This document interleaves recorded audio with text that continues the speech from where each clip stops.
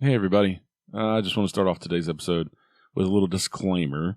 Unfortunately, my audio on this episode is a bit distorted. I recovered it as best I could. I still wanted to put this episode out because it was a great conversation with Tina Marie from the Psyche-Delic Podcast. And I strive to put out the best content and the best sound possible. Sometimes technology does not cooperate. And I think the episode's still listenable, and I hope you still listen and enjoy this episode. I promise to only bring you the best sound and the best content in the future, and I thank you for listening. Welcome to another episode of The Unseen Paranormal, where some of the scariest things are unseen. I'm your host, Eric Freeman.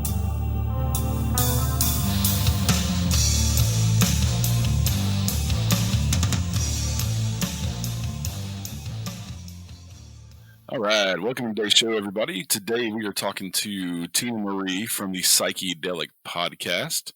We're going to be talking about international hauntings and spirits. How you doing today, Tina? I'm doing great, Eric. Thank you for having me on your show. I'm super excited about this one.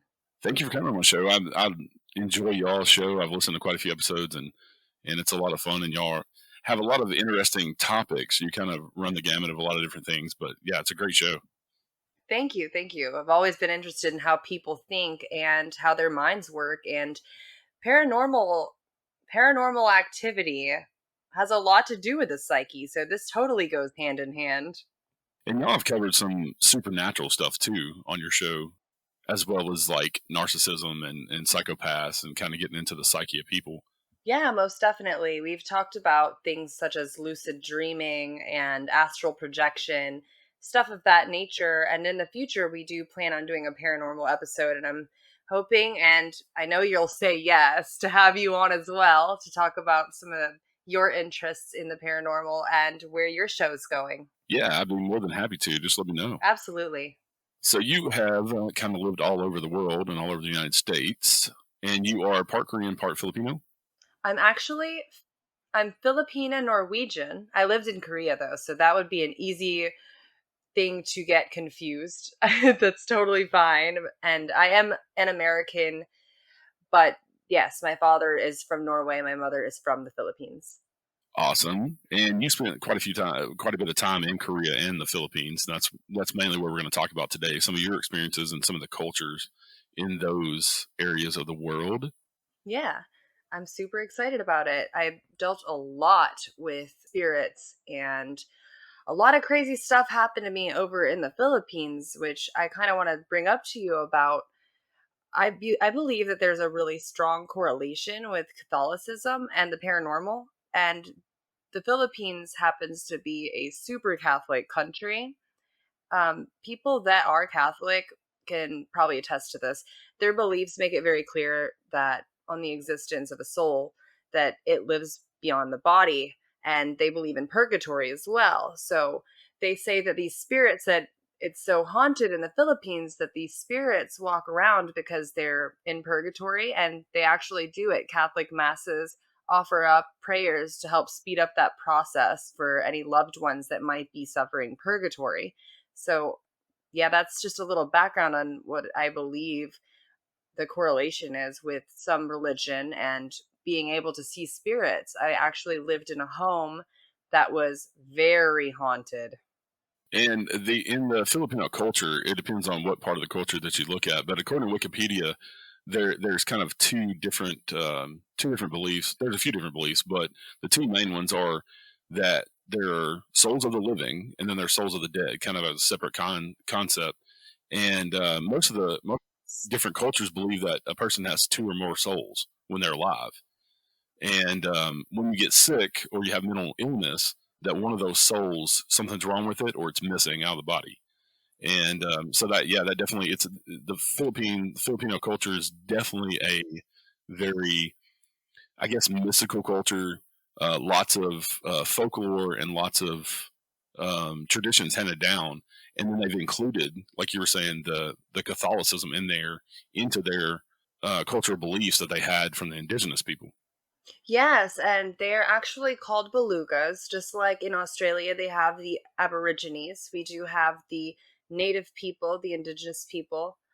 And It's very interesting how different their beliefs are than those of just, I wouldn't say regular, but non-native Filipinos. So we have a good mashup of Chinese, Japanese, Filipino mixed with indigenous people, but they're all Filipino. So that's why when you go to the north of the Philippines or the south of the Philippines, they tend to be very different. And one of those places, one of the most haunted places in all of the Philippines, is one of the most beautiful as well. It's called Baguio, Baguio, Baguio City. It's so pretty up there. I think it's more further up north than where I was living. I was a little closer to Manila, a couple hours away. And they also kind of revere the souls of the dead and spirits, and there's two terms that they use: espirito and multo. And multo is a derivation from Spanish term muerto, as meaning in Spanish it means dead. And so, kind of a mash, like you're saying, of cultures from different languages and different other countries and different other people kind of come into their belief in the afterlife and in the paranormal and the supernatural. They absolutely do. It's interesting. We take a lot of Spanish words like trabajo, which is work in Spanish, and it's the same in the Philippines. So we have a lot of Spanish culture in the Philippines. So that would make sense to anybody listening that our words are so close. The muerte, or the Day of the Dead. What is it? Muerto in Spanish, and then we have our multo. So that's very interesting. I'm very impressed that you know this. I try to be well cultured. Also, in the Filipino tradition, they have lots of mythical beings and races, and they correlate to things like Bigfoot. They have a gorilla-like being that comes from the swamp, and then dwarves and like tiny people, and it's kind of hard to believe that some of these things don't exist when they're all over the world, and all these different cultures and all these indigenous people have these stories. Like Native Americans have stories of Bigfoot and little people, and then even looking somewhere like the Philippines, which probably never had any contact with the Native Americans in the United States, and they have some of the similar stories, a similar folklore of Bigfoot type creatures and like little people and giant birds and that type of stuff. It's pretty interesting that like I said, it's hard to believe that stuff like that doesn't exist when there's so many cultures around the world that have folklore surrounding that. Oh, well, you just reminded me of a really interesting story. This one's going to blow your mind. There was somebody that I knew in the Philippines back in the 1970s or early 1980s, and this one's going to blow your mind completely. You brought up little people. This person had a niece who went missing for 6 days. They were so scared. They were looking all over what we call a barrio, the barrio in the Philippines and also in Spanish. And so they're looking all over the farms and everywhere for this little girl. And she's been missing for a while now. Everybody thinks that something's happened. She's probably dead, something like that. Something horrible has happened. She comes back home on the 7th day and she said, "Mom, I'm totally fine. The little people took care of me." And they came from a very poor family. So the girl was, always very skinny. She had really plumped up, according to the source that wants to remain anonymous.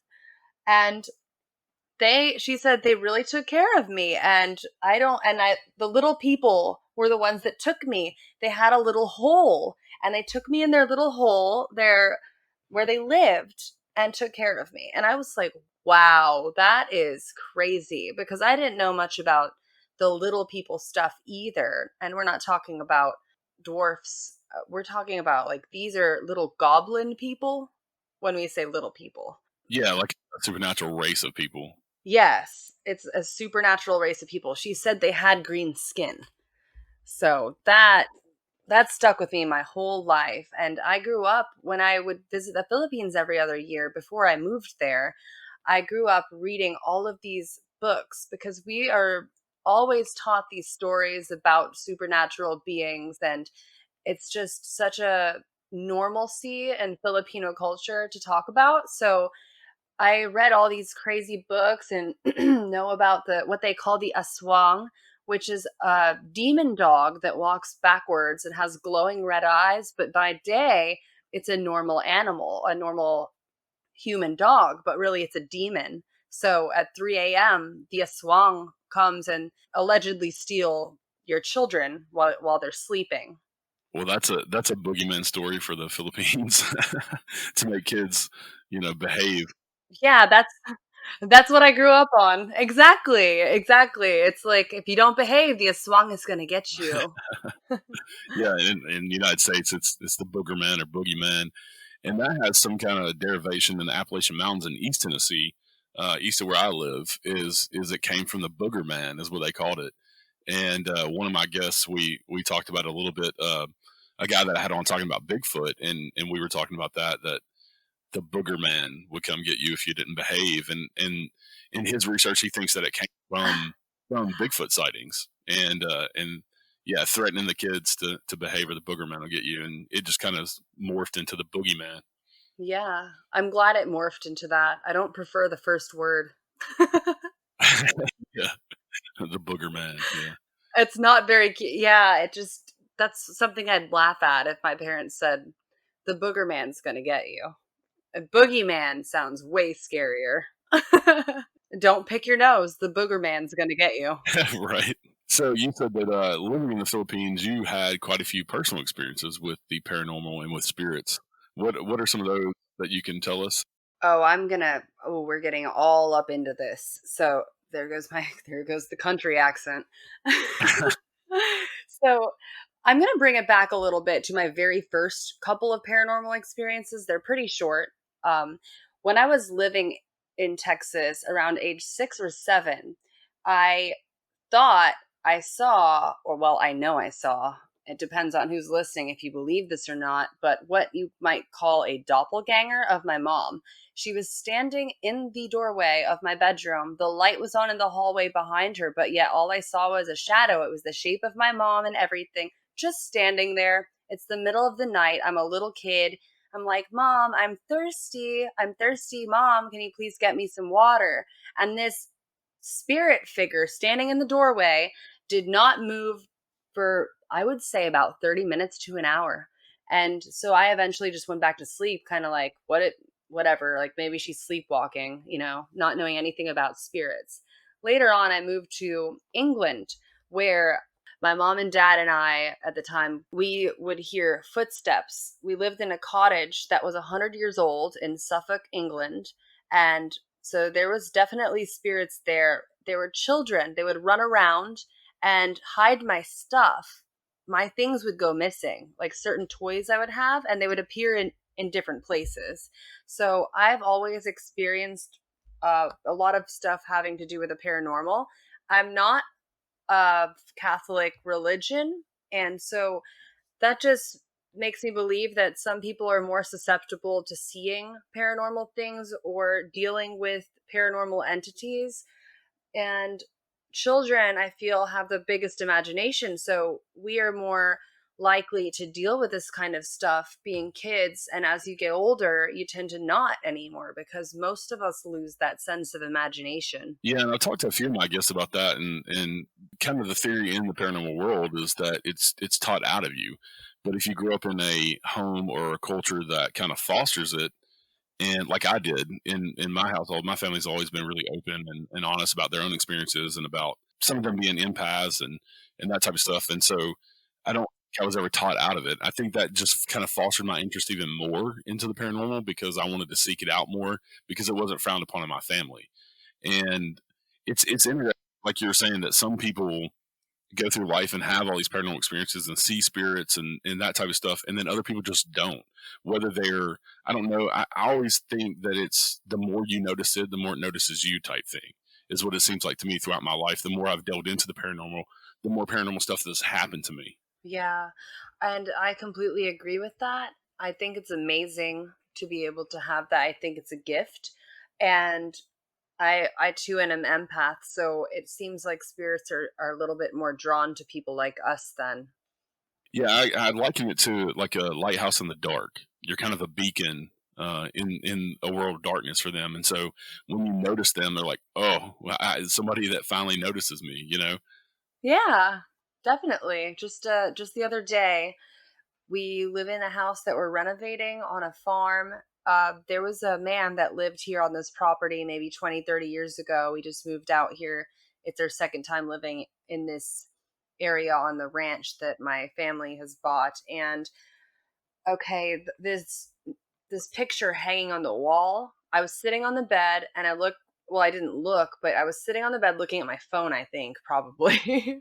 And all of a sudden, this picture on the wall down the hallway in my peripheral flies off of the wall and smacks it. It's like smacked it so hard, smacked the wall adjacent to it so hard, it couldn't have just fallen. So I'm still dealing with these things. Yeah, yeah.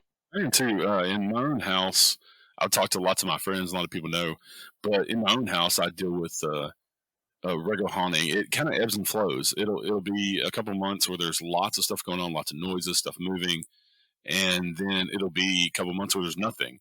And this time of year, especially the closer you get to Halloween, it kind of ramps up, which is interesting. But I've seen the door open, which is one thing. So if it just opens by itself, all right, maybe it wasn't latched. But I've seen it then close 2 seconds later on its own, and that's unexplainable. I've heard knocks in my house. Other people have heard knocks in my house.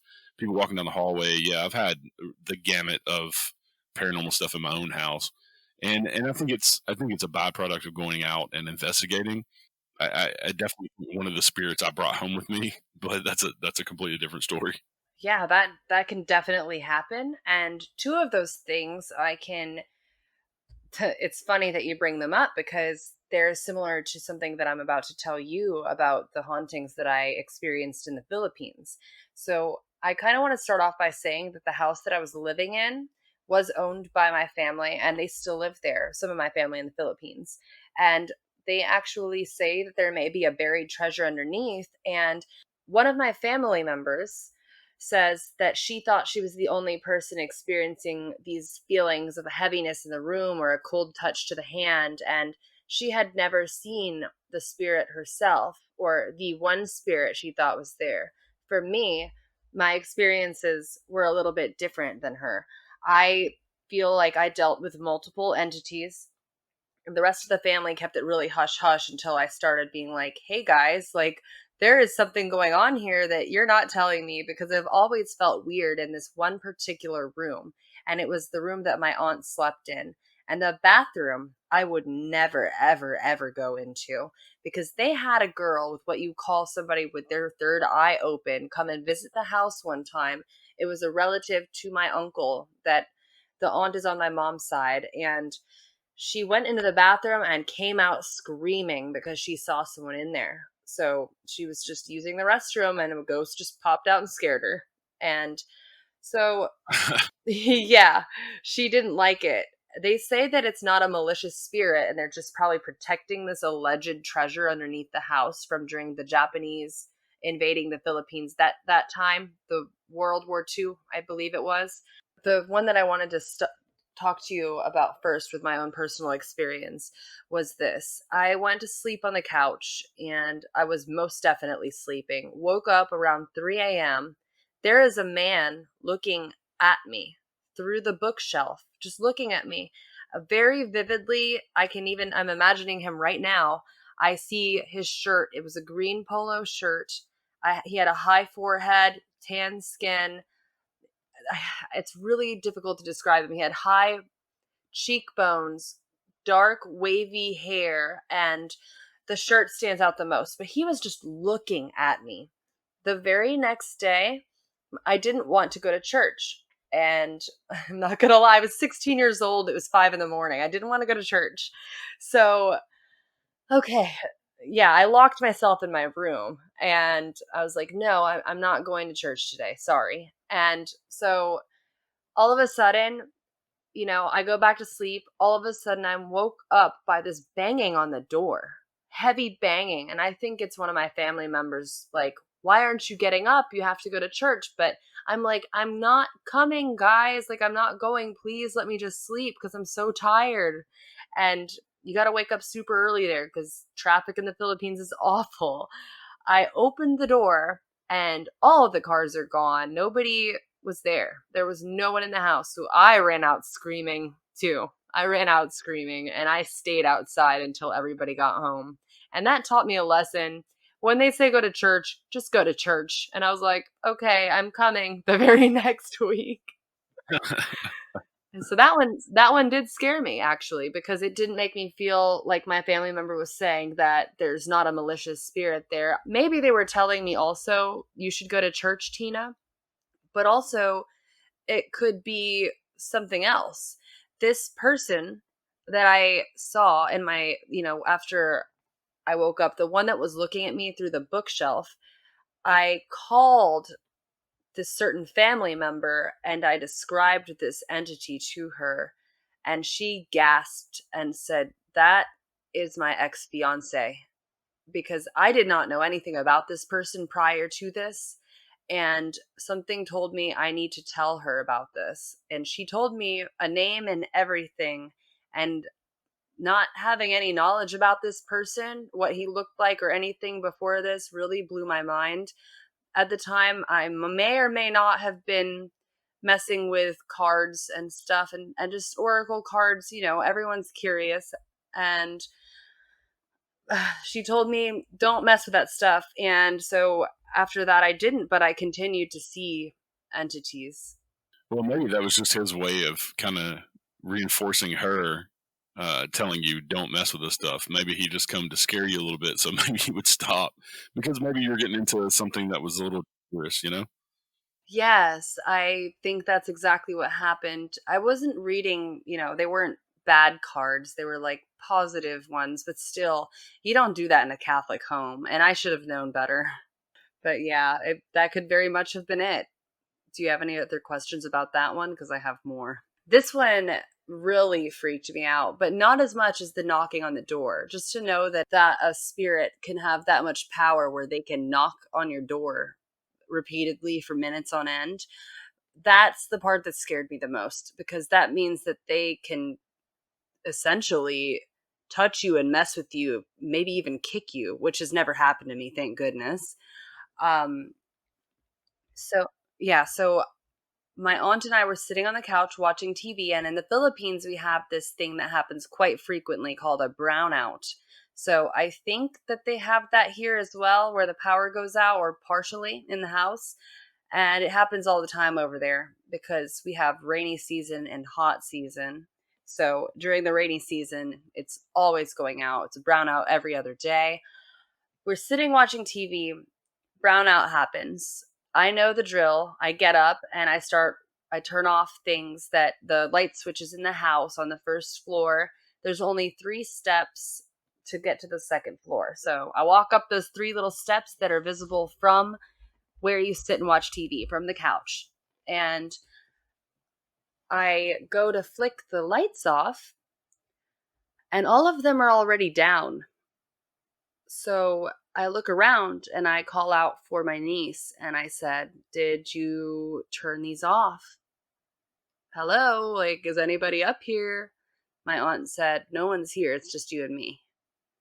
So I go back down. I'm a little freaked out because that's right next to where my aunt's room is, where this spirit apparently lives. And I'm like, okay, this is when I notice like something's really, really going on that they're not telling me. And I sat back down. I saw a white blur go down the stairs, and it was a flash of white, just flash of white. And then I hear the back door slam a little bit. So when you had brought up knocking and the door, I immediately was like, that is insane, because those are 2 of the most vivid experiences that I had in that home, were very similar to the ones that you just talked about. So I heard the door slam. I go into the backyard later, kind of brushing this off because it didn't scare me. I wasn't alone. If I'm alone, I'm going to be more scared, and knocking on my door while I'm all alone, yeah, I'm going to be scared. So I go out in the back where we kept the chickens, and it's an old school water pump, the kind you pump with your hands, because it's a third world country. That's what we have there. And there's water all over the ground. Nobody had been back there. So the spirit just wanted to get a drink of water or do their laundry, I guess. Did anything ever happen to you? It sounds like the spirit was helpful so far. I mean, trying to get a message across to you, and then trying to maybe not helpful at the moment when you saw it, but it sounds like it was trying to be helpful, maybe not anything malicious. Yeah, that's what they say when they finally were open about it. They're saying that they don't believe that it's a malicious spirit either and that it's only one, but they have what we call a white lady in the Philippines, and that is not a good spirit. That's a scary spirit. So, for them to come to me when I'm just coming out of dreamland, and I believe that was probably the one that knocked on my door because it happened the next day. And then for the other spirit to not be the same color or to show their form the way that one did makes me believe those were two different spirits. And then the one in the bathroom that scared the girl, I think that was a different spirit as well, because that feeling of heaviness and that touching of the hand being cold that all of us had felt in that house only happened in that one room, but the experiences that I had happened in three different places. Yeah, and so it could have been multiple spirits, not just the one, like you're saying. And you were talking about, maybe there's a treasure there from like World War II era that somebody's there trying to protect as well and trying to keep people away from. Exactly, but I don't think they're trying to keep us away from it so much as they wanted. It's my family has felt this too. They just want to make sure that whoever's living in that house is protecting it as well and not going to use it for anything bad, is what the girl with the third eye had mentioned before she got scared and ran out of the house. You mentioned the White Lady. That's one of the popular urban legends in the Philippines. And then you have a Phantom Hitchhiker and a Headless Ghost. Those three are kind of the. Oh yeah. So in that same house, did you ever have anything else happen to you? Uh, just that feeling, like even sitting at the table when I was messing around with oracle cards, feeling of pressure on my shoulders. I would feel that quite frequently. Like it didn't feel scary though. It felt like almost comforting, but I knew it wasn't right at the same time. Like who is standing over my shoulder and a chair. I would hear this. You just reminded me because I'm sitting at the table. This chair just screeching back and forth a couple of times. That happened a lot. So somebody was sitting at the table and getting up and sitting down a lot at the table. Maybe they were eating the rice phantom.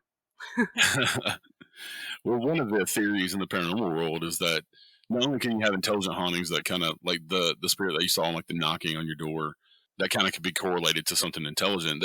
You also have residual hauntings, which is kind of the theory is it's kind of recorded on the environment. And so if you live in a region, especially in the United States, I know, if you live in a region with lots of quartz or granite, they use quartz and watches and that type of stuff to hold energy. And so why couldn't it record energy from the Mhm. environment? Because we're just energy and you can't create nor destroy it. And also, one of the other theories is about electromagnetic fields. Our human bodies give off electromagnetic fields anyway. So the same way that you record on a VHS tape or old cassette tape on a magnetic strip, why couldn't that record to the environment and then that replays like a video or like audio from a cassette or videotape when the conditions are right? Maybe the air is charged with electricity, the storm's coming in, something like that. I did not know that about quartz. That's interesting. I have a lot of quartz in my house right now. I love crystals. So actually the house, if I recall correctly, did not have any quartz in it. It was made of concrete and granite. Yeah, and you never know what's under the ground though either. Also, one of the other theories is if you have like water Yeah, running under a structure, that it can kind of help ionize the air and charge it for intelligent things to manifest and do things. that makes sense because like I said, the water pump in the backyard, it's coming from underneath the house. It's coming from the ground that this house is built on. So that would make absolute complete sense. That is insane. Thank you for bringing that to my attention. That's really crazy. I did not know that, and I thrive on learning stuff about the paranormal. It's really interesting to me because of all of my experiences. So that is just crazy. I will tell you about a time my sister and I both saw a spirit in Korea. Now, this was what we believe was a drowned child. We were, this is a little weird. Me and my sister were 7 years apart, so she would always be scared to go to the bathroom. I would always tell her a ghost story. So she slept in my bed until she was like 16. So, or I mean, until I was 16. I'm sorry, until I was 16. And then we were using the restroom together because I had to go with her, and we saw in the bathtub for just probably a brief 5 seconds this little blue boy, uh, transparent, and we didn't really get a good look at it. I mean, we were freaked out together. We left fast, and that was at the president's hotel. The Korean president would frequently stay there, so I thought that was really crazy. And I'm not going to say anything, political or anything now, but in Korea, and it being the president of Korea's very specific hotel room, seeing that little boy and he was blue and us immediately thinking he was drowned, I thought that was really insane. Yeah, and that had to be terrifying too. I mean, straight out of a movie. Yeah, I'm not kidding. It wasn't like a vivid blue. It was like a very transparent light blue, very wispy. If I'm going to give it a word, I would call it wispy.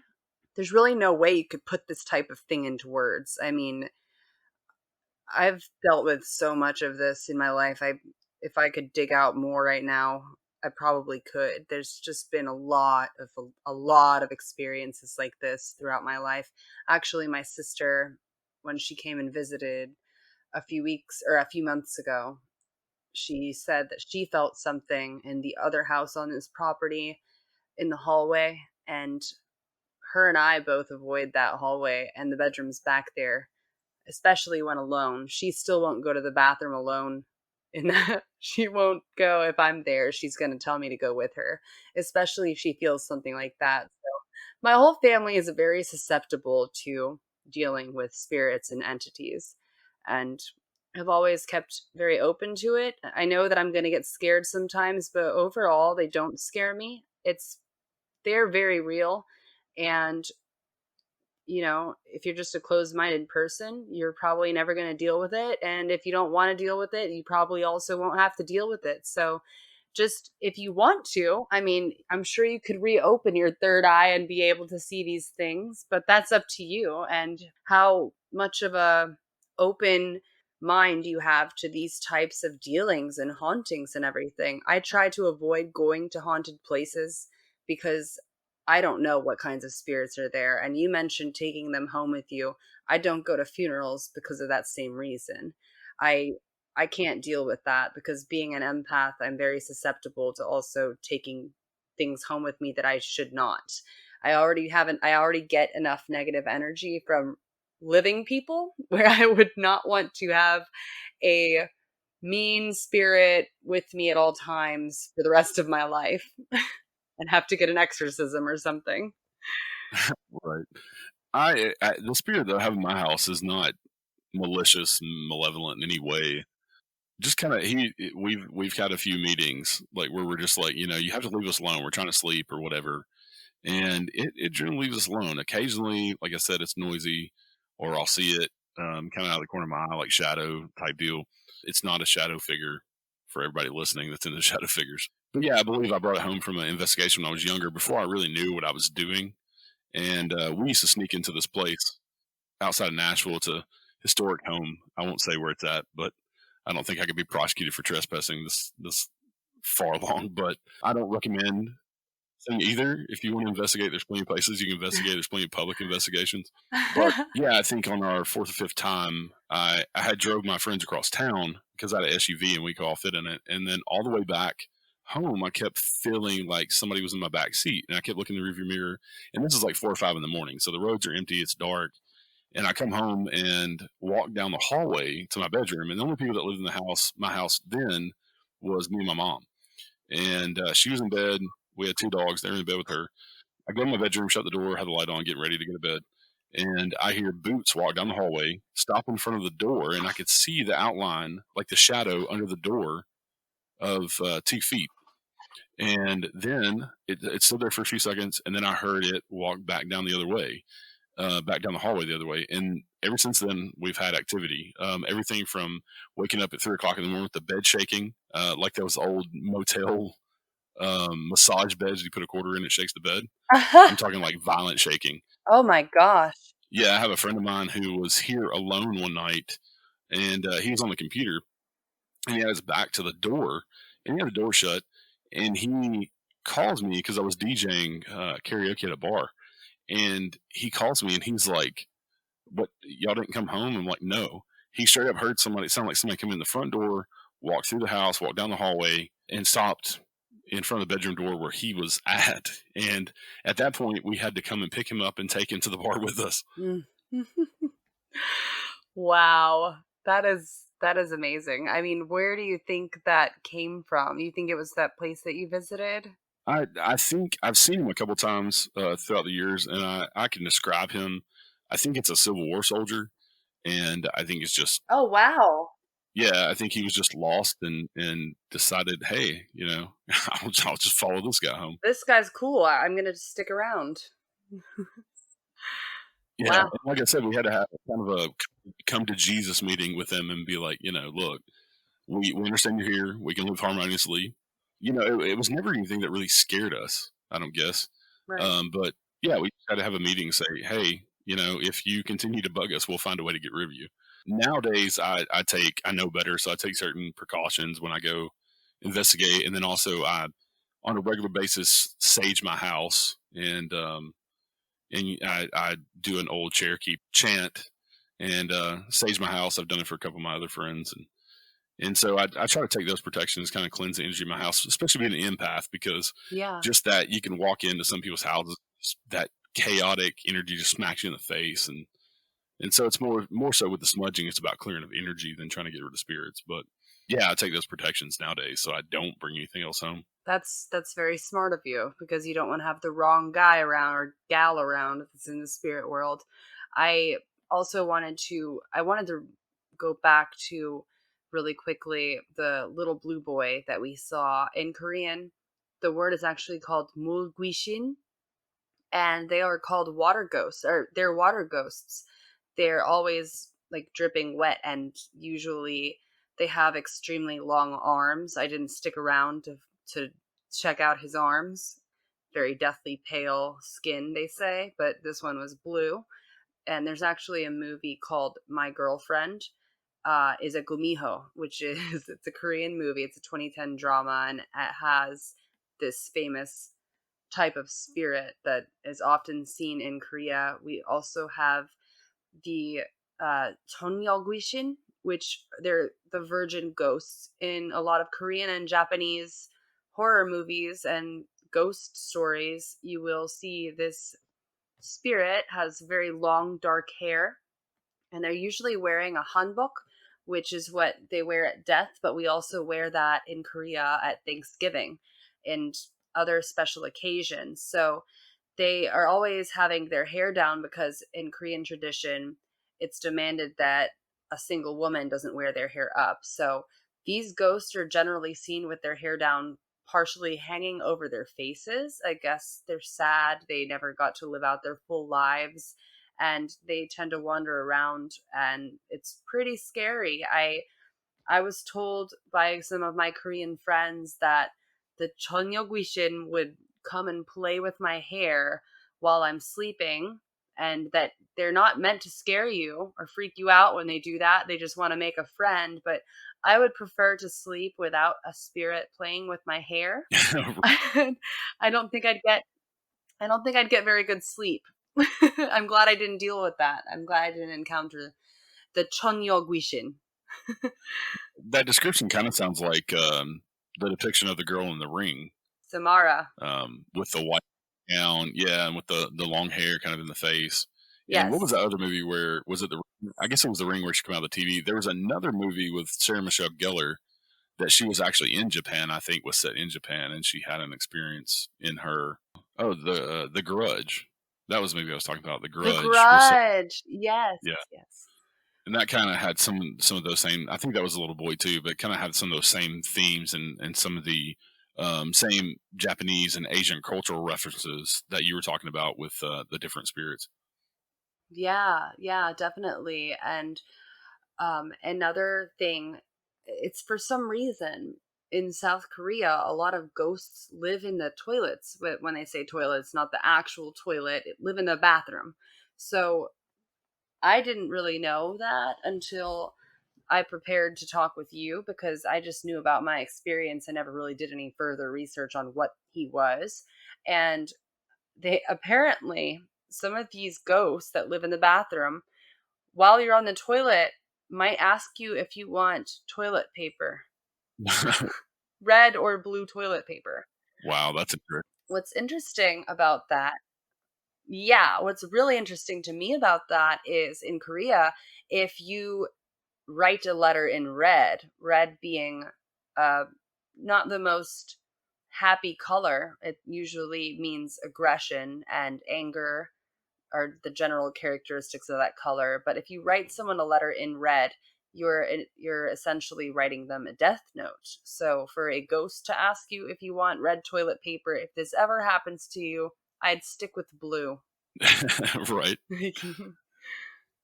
Yeah, it's interesting how different cultures around the world, like I was saying earlier, a lot of the same kind of folklore, but also these different folklore and stories about where, and I just wonder where they came from. Like a story like that, is that something that maybe was passed down to scare kids, like a campfire type story, or is there some merit to that, to where for some reason in Japan, in those countries, that is a something that happens more than it does here in the United States. I would say so. I would say that there probably is a correlation between ghosts in bathrooms more so than other places in those types of countries, because the suicide rates in those countries are very high and always have been, and unfortunately they are very high here too. However, in the Korean public schools, for example, that's where a lot of the suicides occur, is in the bathroom at schools, which is why if you look up the most haunted places in Korea, you're going to see a lot of schools, and why a lot of the horror movies they write for Korean horror films are going to be based on schools, because generally that's where a lot of the bullying happens, sadly, and a lot of children and teenagers have committed suicide in those places. So I don't mess with that. I would never want to visit a place like that. That's just not something that I would ever want to go and see. And I don't recommend going to a haunted prison either. I've never been to a haunted prison yet. There's Brushy Mountain here in Tennessee is supposed to be really, really haunted. It's kind of on my bucket list to at least go tour it. But yeah, I wouldn't, even in a private residence. I don't know if I'd want to go mess with somewhere, a spirit that possibly was a suicide. Going in with the knowledge of that, Yeah. be something more recent. If it happened, a lot of stuff that we deal with, especially around here, because there's so much Civil War history in Tennessee in general, but also Middle Tennessee, where I live, that we encounter a lot of places that have a huge Civil War history. And so you're talking about, if somebody did commit suicide, it was 100 years ago or plus. Most of that stuff is like, war deaths and just a sign of the times. Dysentery and cholera and tuberculosis and that kind of, Oh yeah. ran rampant, where we're not used to that type of stuff nowadays. But yeah, I wouldn't want to go into a house where, in the past 30, 40 years that I had that knowledge of somebody committing suicide, because I think that's just disrespectful and it's just wrong. And to even go in and try to talk like that, Oh maybe yeah. other people feel differently in the paranormal world. I've never heard of that in all my years of researching paranormal and that type of stuff. I've never heard of anybody really dealing with stuff like that too much. Yeah, it's would be a really sad thing to do. And also these poor spirits, they're harboring probably a lot of resentment towards the world and don't want to be bothered. Right. And also, who's to say that they even know they're dead? I've encountered that some with some of the Civil War spirits that think that I've come into contact with. If you ask who the president is, sometimes you'll get on EVP, you'll get Lincoln. They're still very much in the time that they were killed in, and so maybe some of them don't even know the war's over. And then especially with something like a suicide, maybe they don't even know they're dead. Yeah. And who am I to come along and messing with stuff like that we don't understand? Yeah, definitely. I wouldn't, that's really interesting. I would be interested in going to a place like that and checking it out and seeing what's there, because those spirits have probably already spoken to people like you and how to hang out. So I wouldn't be as scared to talk to a Civil War soldier as I would be as sad to deal with somebody that knows they're dead, perhaps a spirit that knows they're dead, or even doesn't when it comes to suicide. But the Civil War stuff is really interesting to me. That's really cool that they can pick that up on EVP. I want one. I want one really bad, just for this house and the places that I happen to go where I feel things. Because I mean, there are certain even public places where people are walking around where sometimes I feel something there with me, just randomly. And I'll ask my husband or something, hey, or whoever I'm with, did you see that? Did you see that person, or did you see that figure zoom past us really quickly? Like, what was that? And not everybody is open to that. And I've got to remind myself quite frequently that they're not always going to understand, to try to tone it down a little bit. Yeah. And the good thing is that the culture in the United States has kind of become more and more open. It's kind of a double-edged sword, like most stuff is. But you have all these ghost shows on, and some of them are so fake it's ridiculous. But they're getting possessed every episode. They capture something every Yeah. episode. And to people who have really gone and done serious, real paranormal investigations, you understand that it's like fishing. You don't always catch something, and you might go to a place you never catch. And so, Right. but in this culture, it's kind of nice for those shows too, because you get a lot more people who are more interested in the paranormal and that are really serious about the paranormal. You have some people that just watch the shows and they believe whatever they're told, but a majority of people are, they seek out more stuff about the paranormal. And luckily, I get to have a show like this where I get to talk about it, my interest, and maybe educate other people about being more responsible with it and helping them understand that not everything you see it should be believed. I appreciate you coming on, and it's been an awesome talk, and just talking about something, because I talk about United States and stuff around here, so it's nice to hear from a different culture and how they perceive spirits and how they view them, and hear some stories from your time living in the Philippines and Korea. Yeah, and probably do it again. I'll start thinking about what other things I've encountered and in the other countries I've lived, because I've been in Germany, France, a lot of other places, but I know we had talked about doing the Philippines and I couldn't help but bring up Korea. So I hope that everybody had a good listen to this, and I would love to hear through you, Eric, from your audience, what if anyone else has encountered international spirits. Would be really cool to know if I'm not the only one that's had seen a little blue boy in the bathroom, because I don't really know anybody else that has encountered something like that, where it's a child standing in the tub, just a fuzzy child. It was so scary. Like, I'm just going to end it on that note. It was just scary.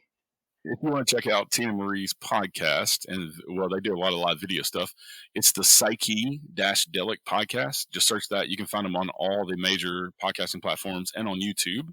They have some awesome guests talk about some awesome topics, and hopefully in the near future, like you were saying, I will be a guest on there. Yes, sir. And if you want to follow me on Instagram, please go to @AsianRanchSauce. And we have some awesome things coming up in the near future as well, with a convention that we're doing, an Indie Pod convention. So you'll see more about that coming in the near future with the Unseen Paranormal Podcast, as well as with the Psyche-Delic and lots of other wonderful podcasts. And I thank you again, Tina, for coming on the show today. I look forward to talking to you in the future and coming on y'all's show. Thank you so much. You are so welcome, Eric. It was an honor talking to you. I love your show. I think it's going to go seriously high places, and you're doing a fabulous job. You're a wonderful host, and I appreciate your time. Thank you. All right, everybody, thanks for listening. Y'all have a good day and stay safe out there. Join us next time for a new episode of The Unseen Paranormal. Until then, check us out on Facebook, Twitter, Instagram, or at our website, unseenparanormalpodcast.com. And don't forget to like, review, rate, and share with all your friends. Thank you to my friend Chris Lips for the awesome theme music. Listen to our theme song and more of his music at chrislipsmusic.com. And remember, some of the scariest things are unseen.